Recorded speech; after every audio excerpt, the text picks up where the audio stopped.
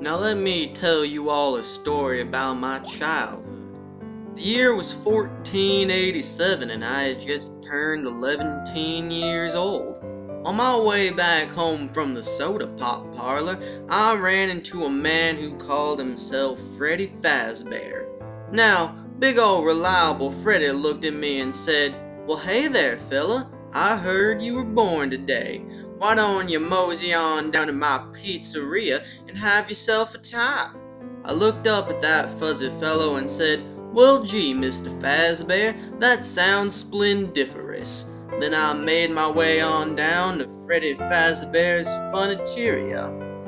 Now that old Fazbear had two best friends in the whole wide world. Their names were Bonnie the Bunny and Chicken the Duck. Together they ran one of the greatest entertainer-ramas I had ever seen. The place was great, with birthday parties and mascots I would have never even deemed possible. A kitchen so grand one could make your eyes melt right out of your skull, and restrooms. But the thing that stuck out to me was Pirate Cove. Now, this little place had a wily resident named Foxy. Now, Foxy sure loved to pull pranks. In fact, that sly dog almost pulled a fast one on me. Shenaniganizer almost bit my whole damn face off. I walked right up to Foxy and asked him, "Now why'd you do that? That wasn't very nice." Well, old Foxy just looked me in the eyes and said, "Now I may not be the best with words, but I know a challenge when I see one. So what's your challenge, Fox?" I knew the answer before he even replied. It was a good old-fashioned game of hide-and-seek, with old Foxy being it. The loser would have to leave this place, and that was just fine by me.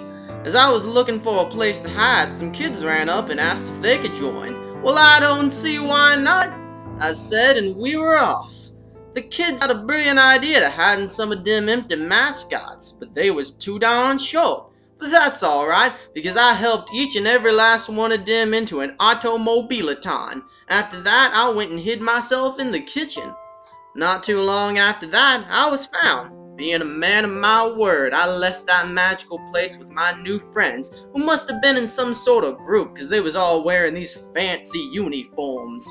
Them kids, however, were the best damn hide-and-seek players I ever seen.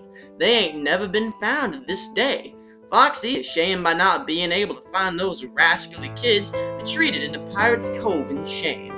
I hear nowadays he's given up hide-and-seek and now enjoys the much more peaceful game of tag. As for me, well, I work as a night security guard in this fine establishment now, making sure Freddy and his friends' fun and games don't get too far out of hand.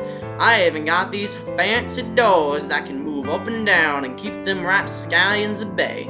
It runs on something called elasticity, and I only got so much of it. Guess it's like oil. I get paid an extremely generous sum of $120 a week. Hell, after 5 days, I could retire and be set for life. But I know these fellas can be a bit silly at times, so I think I'll go ahead and leave a little journal for the next man to come in after me, to help him and get settled in.